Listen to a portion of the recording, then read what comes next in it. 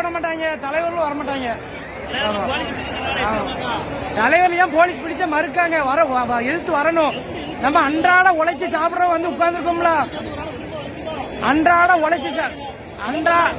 உழைச்சி சாப்பிட வந்து நிக்கும்ல. யாரா ஒரு ஆள் பேசணும். இல்லன்னா படிச்ச பையனுக்கு உள்ள வேலை வாய்ப்பு உரிமைகள் எல்லாமே மறுக்கப்படுது தெரியுமா? சலுகை அடிப்படையில் அவங்களுக்கு வேலை வந்தோட இப்படி ஆடுதாங்க.